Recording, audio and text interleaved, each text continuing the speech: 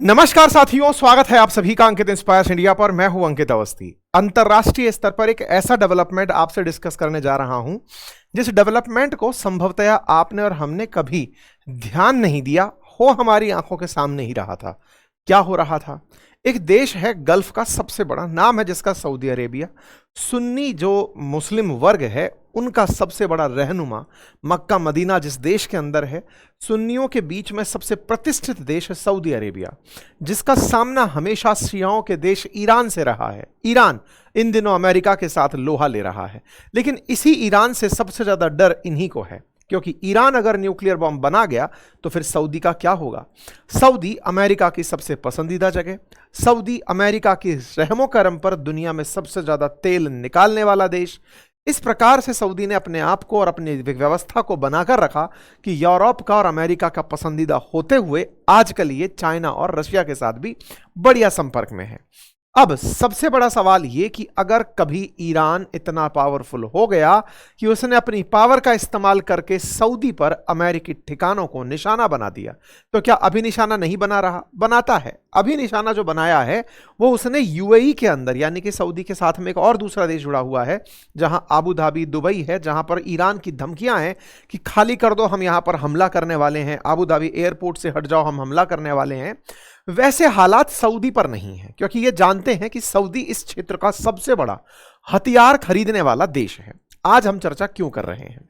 चर्चा इसलिए क्योंकि सऊदी और अमेरिका के बीच कुछ ऐसा समझौता हुआ था जो कभी सरफेस पर नहीं आया। ट्रंप सऊदी के बारे में कुछ दिनों पहले कुछ खराब शब्द बोलते हुए पाए गए, मैं उन्हें रिपीट नहीं करूंगा, लेकिन हां, चर्चा जरूर थी कि इन दोनों के बीच कुछ ऐसा है जो इन्हें अनकंफर्टेबल कर रहा है। सऊदी जिद कर रहा है, सऊदी ने इनको पूरी रिश्वत पहुंचा दी है, लेकिन हो नहीं रहा है। लेकिन वहीं दूसरी तरफ अमेरिका जब ईरान से जंग में उलझता है तब उसे यह महसूस होता है कि बिना सऊदी के हम इनके साथ जंग कर नहीं पाएंगे। आवश्यकता थी तो कुल मिलाकर वजह ढूंढनी थी। वजह थी यूरेनियम एनरिचमेंट जो ईरान कर रहा है लंबे समय से। 60% कर चुका, 90% से ऊपर कर लेगा तो बम बना देगा, यह हजारों बार सुन चुके हैं। वही यूरेनियम एनरिचमेंट जो ईरान कर रहा है, वही परमिशन अमेरिका सऊदी को दे चुका है। Trump administration agreed to allow Saudi uranium enrichment without IAEA additional protocol. ये एक ऐसी खबर है जो सुर्खियों में इतनी जगह नहीं बना पाई, क्योंकि लोगों को इसके मायने जब तक समझ में आएंगे तब तक ये खबर कहीं पन्नों में दब जाएगी। लेकिन ये कितना बड़ा खेल हुआ इन पूरी सुर्खियों के बीच, इसे आज के अंदर डिस्कस करना जरूरी है। मैं इसकी भूमिका स्पष्ट करूं तो समझिए, आज ईरान क्यों इतने ज्यादा बम गोले खा रहा है, तो आंसर है वो यूरेनियम एनरिच कर रहा है। By the way, uranium enrich है क्या? जब हम खदान से खोद करके लोहे का अयस्क निकालते हैं, लोहे का अयस्क और जिसे आप कहते हैं वो निकालते हैं, वो सीधा बर्तन बनाने के काम नहीं आ जाता। उसे आपको बहुत सारे रिफाइनिंग प्रोसेसेस से होकर गुजारना पड़ता है। फाइनली जाकर के उससे जो लोहा प्राप्त होता है वो वस्तु निर्माण में काम आता है। एग्जैक्टली ऐसे ही जो यूरेनियम मिलता है जमीन पर, उसका अयस्क जिसे पिच ब्लेंड कहते हैं, वो सीधा बम नहीं बनाता। उसमें उसकी प्रतिशत मात्रा बढ़ती जाए, कई समस्थानिकों आइसोटॉप्स के साथ वो मिलकर बनता है।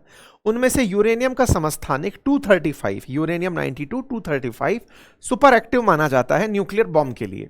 तो उस तमाम पिच ब्लेंड की मात्रा में से जहां तमाम और भी न्यूक्लियर आइसोटॉप्स हैं, उनमें से केवल एक की मात्रा को बढ़ाने की जो प्रक्रिया हो रही होती है, उसमें एनरिचमेंट सबसे प्रमुख प्रक्रिया मानी जाती है। मतलब समझिए कि आपके पास 1 किलो यूरेनियम है अगर, तो उसमें से 90% यूरेनियम 235 हो, यह एनरिचमेंट का रिक्वायरमेंट है अगर न्यूक्लियर बॉम्ब बनाना है। अगर इसमें अन्य कोई हिस्से जुड़े हुए हैं तो वो बम कारगर नहीं कहलाएगा, फुस्सी बम बन जाएगा। ऐसे में इस प्रक्रिया को करने में बहुत सारी सेंट्रीफ्यूगल मशीनें लगी होती हैं, बहुत सारे आइसोटॉप्स हटाने होते हैं, केवल जो एक बच गया उसे छान कर निकालना होता है। प्रक्रिया बहुत ही टेक्निकल होती है, इसीलिए दुनिया का हर देश एनरिचमेंट नहीं कर पाता। तो क्या करते हैं दुनिया के देश? सीधे किन्हीं और देशों से यूरेनियम मंगा लेते हैं। जैसे रिएक्टर चलाने के लिए हमने ऑस्ट्रेलिया से, कजाकिस्तान से सीधा इस यूरेनियम मंगा लिया कि दे दो। तो क्या हमारे पास यूरेनियम एनरिचमेंट नहीं है? है। हमारे पास न्यूक्लियर बॉम्ब है, जिनके पास न्यूक्लियर बॉम्ब है उन्होंने एनरिचमेंट किया ही है। क्योंकि सीधे हाथ से कोई करने देता नहीं। यही तो सबसे बड़ी तकनीक है बम बनाने की, सबसे प्रमुख तकनीक में यही कि पहले वो इकट्ठा तो कर लो जो फटेगा। सोचो इतना ईरान इतने समय से जख्म झेल रहा है, बम गोले खा रहा है, लगभग 450 किलोग्राम 440 किलोग्राम अब तक वो इकट्ठा कर पाया, वो भी 60% प्योर है, वो भी 90% प्योर नहीं पाया है। अपने नेता खो दिया, अपने देश के ऊपर इतने हमले करवा लिया, सैंक्शन झेल लिया, आइसोलेशन झेल लिया। इसका मतलब अगर वो हुआ तो फिर उसको सुरक्षा मिल जाएगी कि कोई उसके ऊपर आंख नहीं उठाएगा। जैसे पाकिस्तान को इस बात का घमंड है ना कि हम न्यूक्लियर कैपेबल स्टेट हैं, हम पर कोई हमला नहीं करेगा, करेगा तो बम मार देंगे, यानी कि आत्मरक्षा ही सही। लेकिन ईरान भी जानता है कि अगर यूरेनियम मिल गया तो उसको सुरक्षा का अधिकार मिल जाएगा। अब सवाल यह है कि इन्हें अगर यूरेनियम मिल गया या फिर इनका एनरिचमेंट हो गया तो अपने दुश्मनों को गोला दिखा दिखा के मारेंगे। उनमें सबसे पहले सामने बैठा है सऊदी अरेबिया, जो लंबे समय से अमेरिका का पनाहगार है। ऐसे में बोले आओ एक गोली तुम पर मारे, टक, उसका तो एक गोला ही पूरा सऊदी मिटा देगा। आओ इजराइल पर आज एक मारते हैं, वो पूरा खत्म। आओ यूएई पे मारते हैं, पूरा खत्म, बहरीन खत्म। तो बोले ये वो शक्ति प्राप्त करने निकल पड़ा है जिसको प्राप्त करने के बाद में विध्वंस निश्चित है। अब करें क्या? शक्ति को डराने के लिए खुद के पास शक्ति चाहिए, लेकिन दिक्कत क्या भाई साहब, सऊदी कभी कसम खा लिया था न्यूक्लियर नॉन प्रोलिफरेशन ट्रीटी पर हस्ताक्षर करके कि हम कभी यूरेनियम एनरिचमेंट नहीं करेंगे।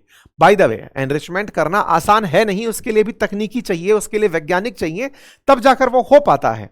लेकिन यूरेनियम के नाम पर सऊदी कसम खा लिया कि हम नहीं करेंगे साहब, और नहीं करेंगे तो बोले हम IAEA को अगर हम न्यूक्लियर रिएक्टर चलवाए तो अपने यहां पर यूरेनियम जो भी यूज करेंगे, अंतरराष्ट्रीय जो परमाणु ऊर्जा समिति है उससे हम कहेंगे कि वो आकर हमारे रिएक्टर्स को कभी भी देखकर चली जाए, हमें कोई दिक्कत नहीं है। कोई बात नहीं साहब। तो फिर ट्रंप की क्या कहानी है साहब? जैसे जैसे ईरान बड़ा बनने लगा, सऊदी को डर सताने लगा, सऊदी को डर सताने लगा, और ट्रंप के 2 कार्यकाल के अंदर अंदर सऊदी के पास भी वो फैसिलिटी होगी, ये वादा भाई साहब दे दिए हैं। खबर यही है कि इन्होंने जो वादा इनसे कर दिया, क्या वो इजराइल को पसंद होगा? कारण ये क्योंकि इजराइल खुद सऊदी से दुश्मनी रखता है, उसके दोनों ही दुश्मन हैं। ऐसे में अमेरिका ने बीच का रास्ता निकाला कि बोले मैं तुम दोनों के बीच दोस्ती करा दूंगा, अब्राहम अकॉर्ड करा दूंगा, तुम तो कम से कम एक टीम में आ जाओ, ईरान से झगड़ते रहना। खेल बड़ा है। जिस इजराइल को अब तक ईरान का डर सता रहा था कि वो यूरेनियम एनरिचमेंट के बिल्कुल करीब पहुंच चुका है, फाइनल बम बनाने वाला है, उसे सऊदी का डर भी सताया, तो क्या सऊदी इस काम को करके अमेरिका को साथ ले जा पाएगा? ये जानकारी बाहर आई कैसे? ये बाहर आई CNN के हवाले से, एक अमेरिकी मीडिया के हवाले से, जिसमें यह बात कही गई कि Trump administration has agreed to allow Saudi Arabia to enrich on its on soil, अपनी ही धरती पर एनरिचमेंट देने के लिए side stepping the tough international safeguards countries normally must accept to keep nuclear weapons development in check. तो साहब ये जानकारी जब बाहर निकलकर आई तो साहब सवाल बनने शुरू हो गए। अखबार में आई भी क्यों, उसके पीछे की कहानी थी। असल में ट्रंप जो परमिशन देकर आए थे वो अब देर हो रही है, देर हो रही है, तो ये बात लटक गई। लटक गई तो भाई जब आपने प्रॉमिस किया था दोगे, अब दे नहीं रहे हो, तो प्रेशर पड़ना शुरू हो रहा है। तभी ट्रंप प्रिंस सलमान के खिलाफ अपशब्द कहे थे, अपशब्द बोले थे कि वो मेरे पीछे पड़े रहते हैं। मैं शब्दों को नहीं दोहराऊंगा, लेकिन कुल मिलाकर बात यह है कि खेल कुछ यूं चल रहा है कि प्रिंस सलमान कह रहे हैं कि सर सुनिए, $1 ट्रिलियन दिए थे आपको, सामान चाहिए हमें। इसका मतलब पैसे से सऊदी कुछ और खरीद रहा था, जो पैसा ये इतने दिनों से दिया जा रहा था वो कुछ और खरीदने के लिए था। तो फिर आप पूछेंगे सर पाकिस्तान के साथ तो इन्होंने एक डील कर ही ली थी, उसका क्या हुआ? तब तक के लिए थी ये डील जब तक ये खुद ना बना लें। पाकिस्तान से तो खबर यह भी है कि ये 1999 में ही उनके कहूटा जाकर के न्यूक्लियर बम बनाने की विधा सीखने चले गए थे। पाकिस्तान को फाइनेंशियल असिस्टेंस इस बात की देने के लिए तैयार हो रहे थे कि सुनो यार, हमें सीधा न्यूक्लियर बम ही दे दो ना तुम। पाकिस्तान जो दुनिया भर को तकनीकी बेचा, नॉर्थ कोरिया को तकनीक बेच दिया, अफ्रीकी देशों को तकनीक बेचा बम बनाने की, वो इनको भी बेचने ही वाला था, लेकिन ये तो पकड़ लिए गए। तो अब तक क्या हुआ, पूरा इतिहास शुरू से लेकर अब तक आपके सामने रखूंगा। ये तो ताजा अपडेट है जो मैं आपको दे रहा हूं, लेकिन इसके अलावा मैं एक जानकारी आपको देता हूं। कल हमने तिहाड़ जेल के एक पूर्व जेलर का पॉडकास्ट आपके साथ साझा किया, इंटरव्यू साझा किया है इसी चैनल पर, जिसका लिंक मैंने कमेंट बॉक्स में पिन किया हुआ है, जरूर सुनिएगा। यह इंटरव्यू असल मायने में कई तरह की बातें बताता है, कैसे जेल से नेटवर्क चलते हैं, अपराधी अपने नेटवर्क कैसे चलाते हैं, गैंगस्टर्स कैसे चलाते हैं, आतंकवादी कैसे राज करते हैं, क्या होता है असल में जेल के अंदर। और जेल के अंदर बहुत सी प्रक्रियाएं जो एक आम जन को नहीं पता होती हैं कि अंडर ट्रायल क्या होता है, कन्विक्टेड क्या होता है, जेल में अंदर क्राइम कैसे होते हैं, जेल में किसके क्या लॉ होते हैं, उम्र कैद क्या होती है, उम्र कैद के बाद में सजा कैसे माफ होती है, फरलो क्या होता है, पैरोल क्या होता है, ये सारी की सारी टर्मिनोलॉजी एक डिटेल इंटरव्यू के अंदर हमने डिस्कस किया। अगर फुर्सत मिले तो इसे अवश्य देखिएगा, क्वाइट नॉलेज एनहांसिंग है ये, हमने अच्छा प्रयास आपके सामने किया है। लिंक इसका हमने कमेंट बॉक्स में पिन कर लिया है, आप जाकर के उसे देखिएगा, आपको हमारे चैनल पर दिख जाएगा। तो चलिए शुरू से शुरू करते हैं। कहानी यूरेनियम की है, तो यूरेनियम के दो उपयोग आते हैं। सबसे पहले या तो बिजली बनाओगे या बिजली गिराओगे, यानी कि या तो बम बनाओगे या बिजली पैदा करोगे। देखो दुनिया भर में बिजली पैदा करने के लिए यूरेनियम जिसकी जरूरत पड़ती है वो ज्यादा शुद्ध नहीं होता है, वो 10% के आसपास भी शुद्ध है, तो वो यूरेनियम रिएक्टर में काम आ जाता है। तो जो आप रिएक्टर बना देखते हैं, जैसे भी थोड़े दिन पहले कुडानकुलन की हम बात कर रहे थे कि वहां पर साइबर हमला हुआ, वहां से डेटा बाहर निकल गए, तो वो न्यूक्लियर रिएक्टर्स हैं। न्यूक्लियर रिएक्टर्स दुनिया भर के देश इन दिनों बना रहे हैं। कारण है इनके साथ में अशुद्धियां बाहर नहीं आती, मतलब रिएक्टर बना, बिजली पैदा हुई, लेकिन पॉल्यूशन बाहर नहीं आता। इसे क्लीन एनर्जी सोर्स माना जाता है। मतलब ये रिन्यूएबल तो नहीं है लेकिन क्लीन जरूर है, मतलब इसकी वजह से बिजली पैदा होगी, पॉल्यूशन पैदा तत्काल प्रभाव में ऐसा नहीं होता जिससे पर्यावरण को नुकसान सीधा हो रहा हो। आप में से कुछ लोग कहेंगे नहीं नहीं इसका न्यूक्लियर अपशिष्ट मिलेगा, वो भी वो सारी बातें हैं, लेकिन कोयले की तुलना में, बाकी जो अन्य रिसोर्सेज हैं, चाहे गैस है चाहे डीजल है, उनकी तुलना में, फॉसिल फ्यूल्स की तुलना में ये क्लीन माना जाता है। ठीक है, अब सवाल करेंगे कि साहब क्लीन रिएक्टर्स की जरूरत पड़ती है तो फिर सऊदी को तो क्या ही जरूरत, उसके पास तो इतना तेल है। बिल्कुल सही कह रहे हैं, सऊदी को जितना तेल प्राप्त है उस तेल को वो बेच के पैसा कमाता है, वो उसके लिए बिल्कुल येलो गोल्ड का, ब्लैक गोल्ड जो भी माने वो है। दिक्कत क्या है कि सऊदी की मंशा महत्वाकांक्षा बहुत आगे की है, वो 2030 का नया विजन लेकर काम कर रहा है, हालांकि उस विजन के बिल्कुल नजदीक नहीं है। एक सबसे बड़ी चुनौती इन लोगों के लिए बिजली है, और बिजली अभी सऊदी पैदा करता है तेल से। जिस तेल को बेच के पैसा बना सकता है उससे अभी वो बिजली पैदा करता है, कोयले से नहीं, बिजली तेल से कर रहा है। ऐसे में उसकी प्राप्त बिजली से वो डिसैलिनेशन प्लांट भी चलाता है। ये क्या कहानी है?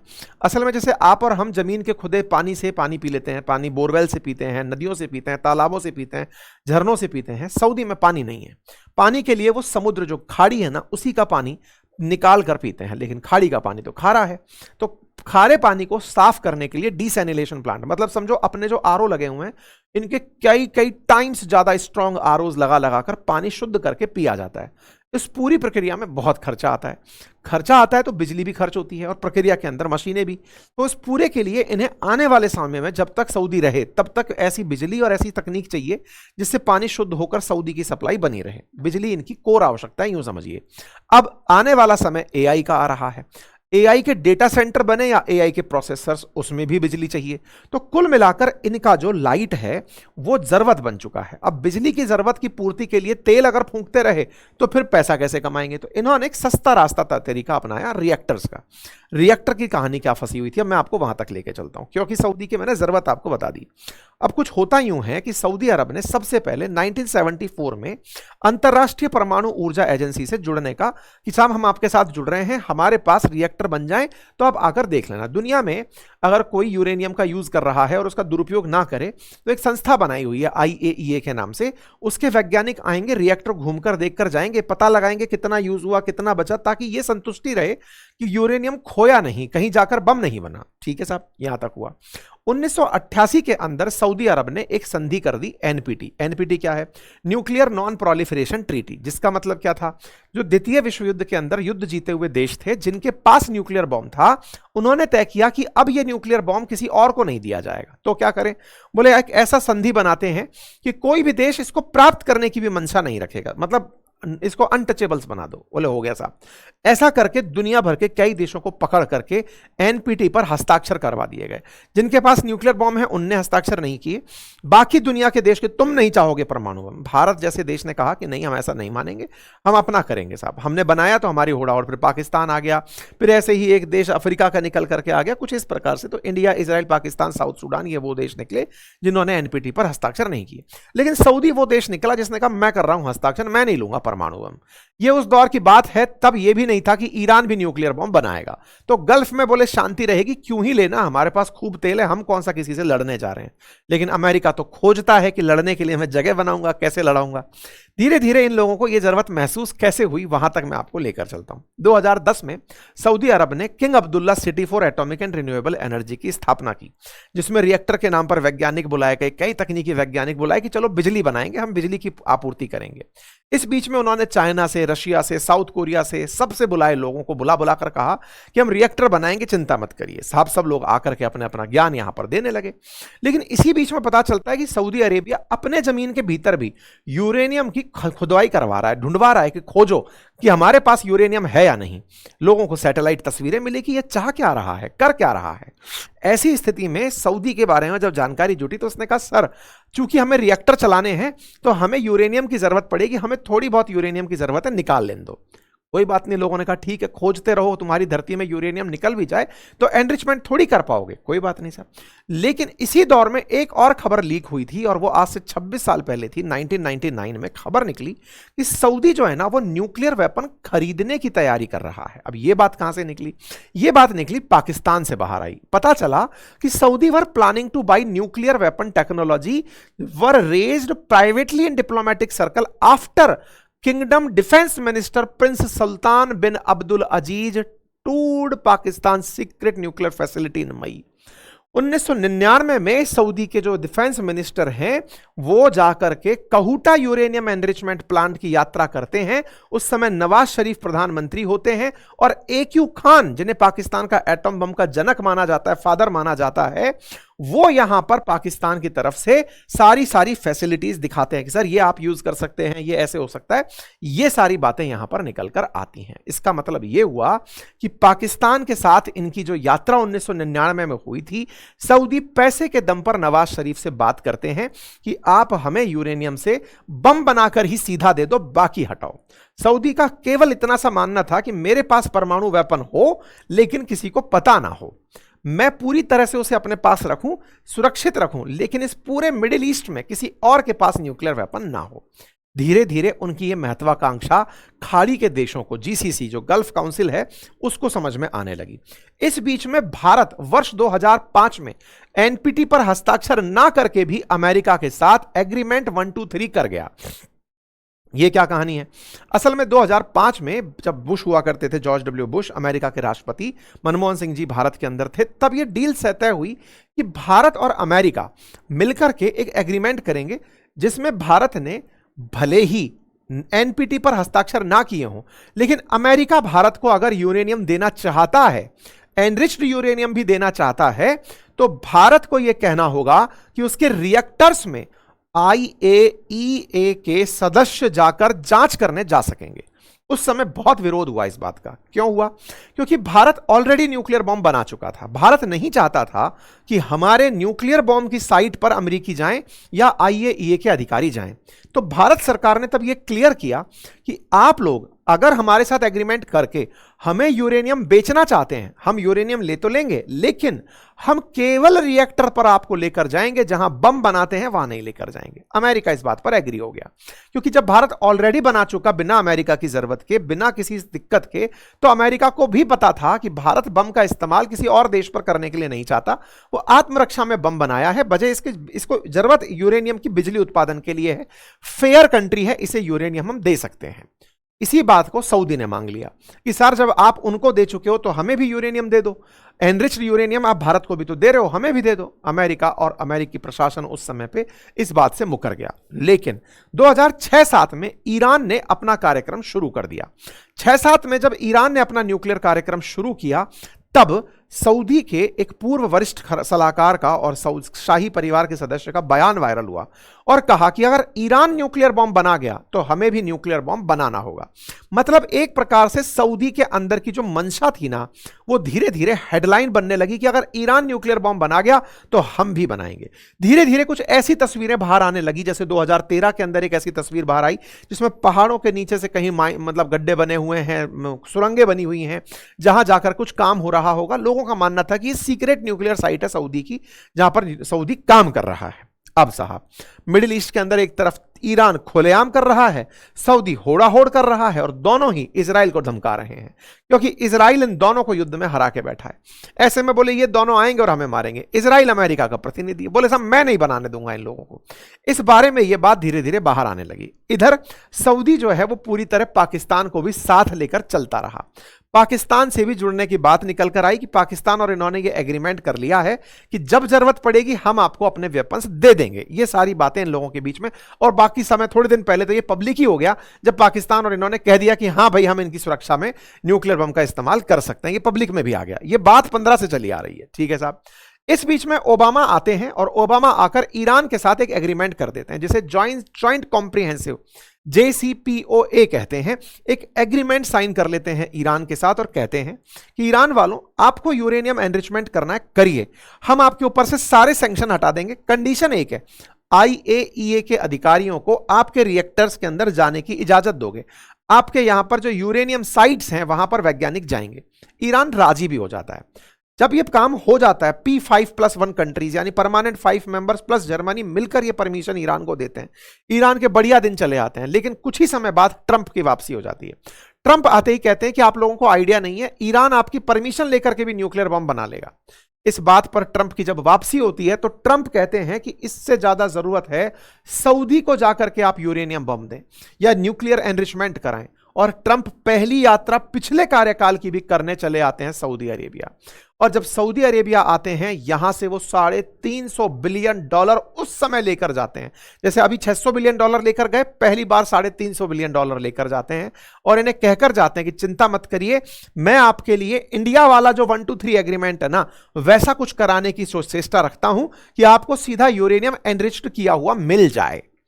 ये इनको उस समय झुंझुना दे जाते हैं। हो गया साहब, ये हो जाता है, ये खुश हो जाते हैं कि यूरेनियम एनरिचमेंट तो मिल ही जाएगा, हमको करने की तकनीक नहीं मिलेगी, ये हमको बना बनाया यूरेनियम दे देंगे, हम उसका इस्तेमाल रिएक्टर में कर लेंगे बम के नाम पर।